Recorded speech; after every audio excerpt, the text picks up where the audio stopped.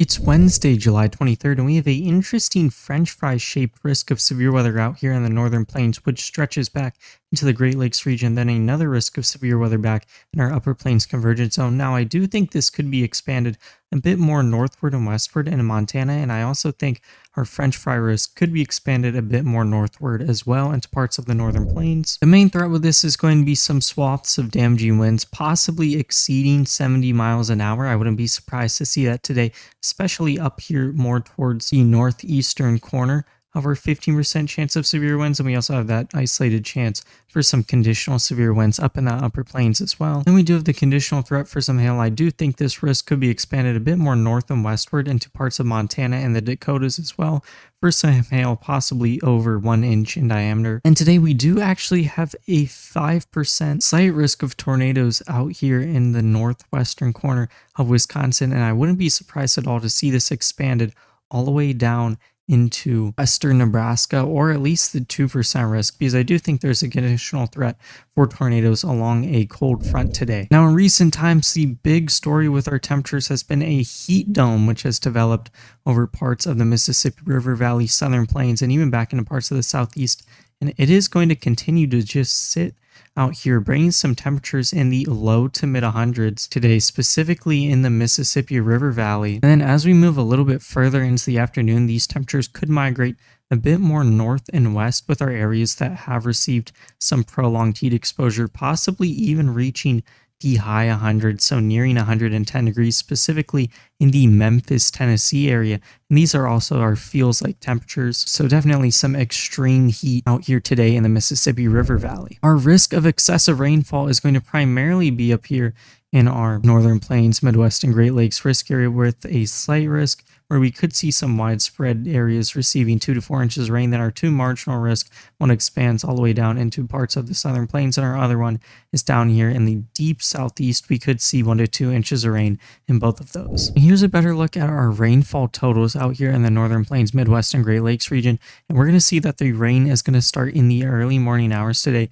and it's going to pretty much go all the way into early Thursday morning. Now, a couple of dangerous corridors are going to be out here in northwestern Wisconsin, where we could see an area surpassing anywhere between 5 to 6 inches of rain. Then we do see quite a bit of widespread corridors being anywhere between 3 to 4 inches of rain, then widespread 2 to 3 inches of rain across the region as well. And then here is our simulated reflectivity of the area, with those same storms producing those very large rainfall amounts. And we're going to see a couple of things to know. There's going to be a cold front draped pretty far across most of the region, which is going to migrate a bit southeastward as we go through the day. Then there's going to be a lot of remnant mesoscale vortexes or vorticity maximums along this boundary, which could help to bring the threat of some severe weather. And this setup, of course, is going to be aided by a couple of kinks or short waves and a trough or just general flow above this area. And we're going to notice that we're actually going to get storm initiation fairly early, even into parts of the Dakotas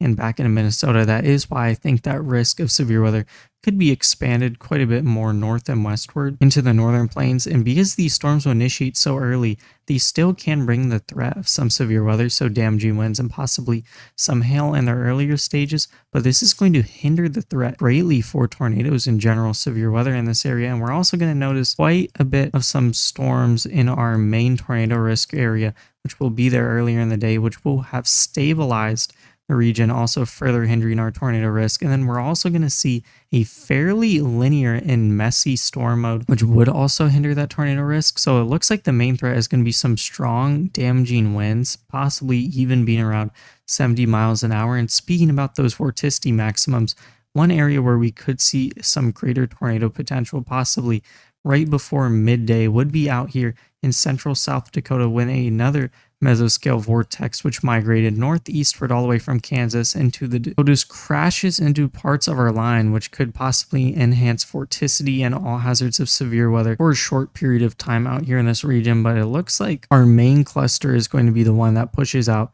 into parts of northwestern Wisconsin, which could bring that threat for some strong damaging winds and possibly a couple of spin up tornadoes. Now, if we did get a couple of prefrontal supercells in front of this line, I don't think a strong tornado would be out of play with the extremely favorable shear that we have in front of this mesoscale convective vortex, but that doesn't look very likely, and it looks like it would just mostly be some weak spin up tornadoes. And our last area to see some storm initiation would be back here in parts of the upper northern plains. And this is another reason why I do think we could see that risk for severe weather expanded quite a bit northward, because it looks like we're going to have a lot of scattered high base storms produced by some troughing and frontal activity along the upper plains convergence zone, and possibly even a couple of remnant MCVs pushing eastward throughout the day, which could bring the threat for some isolated severe gust and some hail, possibly even being sizable. And then we just see a general line of storms pretty much all the way down our front. So very high storm coverage today, which any of those lines could pose a threat for some isolated damaging winds. Now, moving a bit more southward into the central plains, I just wanted to take a better look at our Nebraska and even parts of northwestern Kansas risk area, where I do think we could actually see possibly the threat of a couple of tornadoes with a mesoscale convective vortex down here. Although that threat is going to be pretty close to zero, that's one of the reasons why I do think that tornado risk could be expanded pretty much all the way down our cold front, and then just general severe weather, bringing mostly some severe gust to the region. And here's a look from the Great Lakes region about our storm evolution through the region and how it's going to evolve as we go into the night hours. And it looks like pretty much just into before evening, we could still have that line possibly producing some damaging winds. But as it exits into Lake Michigan, it looks like that threat is going to pretty much end. Michigan is going to be spared from any severe weather at all. Now, here are 500 millibar winds, which are going to help to bring some large scale forcing to our storms. And immediately we can see that giant ridge across much of the Mississippi River Valley, bringing that giant heat dome and even pinching some of our shear, which is actually going to enhance the flow. Then we see some various vorticity maximums along our shortwave pushing northeastward into or across our cold front, bringing that conditional threat for some severe storms across the region. Then the main story is going to be this big area of flow up here in the northern U.S. with a lot of kinks or short waves, which are going to help to initiate our storms a little bit earlier than what prime time would be and would hinder that threat greatly. So we're going to see an ejection in the morning hours across the region and then later in the afternoon, which is going to help to support that threat of clustered storms back here in the upper plains convergence zone. Now, here is a weather sounding from northern Wisconsin, where I do think our greatest risk of seeing a pretty strong cluster going through, and immediately we see our hodograph is extremely conducive for tornadoes. Then our shear is absurd. I have actually never seen shear this crazy on a hodograph before.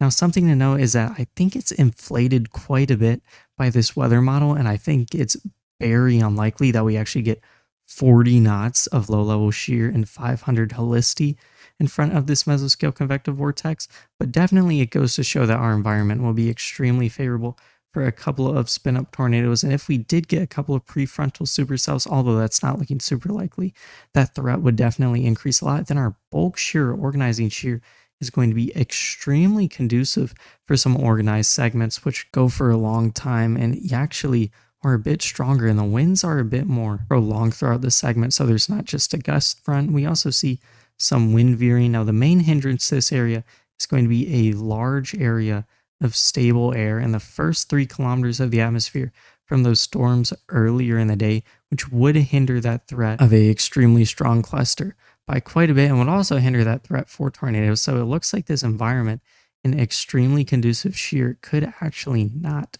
be taken advantage of entirely. Our lowest cloud level would be low enough to support that tornado threat, but the main question is, will these storms be able to overcome this stable air? Which I think to a certain degree they will, but they won't turn into a extremely strong cluster. But other things to know about our environment is that it's going to be very moist, and it's going to be fairly unstable at around 2400 Cape. Now, our precipitable water is going to be quite high, which is one of the reasons for that flooding threat and threat of associated damaging winds. Then our downdraft Cape is going to be 1200, which also helps with that threat of damaging winds. And our 3 Cape is going to be 82, which is just going to support that threat of general severe weather and possibly a couple of spin-up tornadoes along our line. And then here's a weather sounding from just along our cold front. We do see a very big curve in our hodograph, and we see some very conducive shear and helicity, accompanied by some definitely very good bulk shear around 40 knots and some wind veering. So definitely some organized storms which last, and then we could see a couple of spin-up tornadoes along our cold front today. Now, because these storms are mostly expected to be linear, that hail threat is greatly lessened, but because our lapse rates aren't going to be too bad, we're going to have a decent bit of cape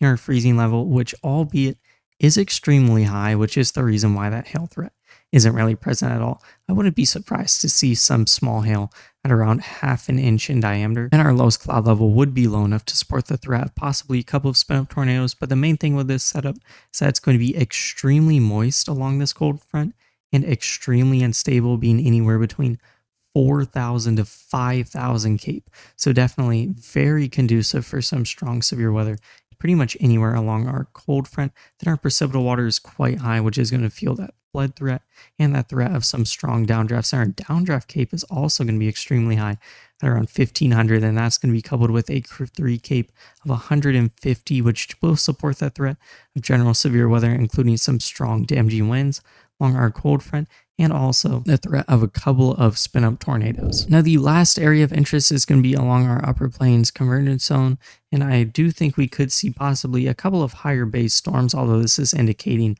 only about 1 kilometer off the ground. I do think that these storms could possibly be a bit higher based, and they would just produce that threat of some isolated damaging winds and some hail. But because these storms will have access to a decent bit of moisture and probably a sufficient amount of instability, I do think that conditional threat is definitely there in the upper plains convergence zone in parts of Colorado, Wyoming, and all the way up into Montana.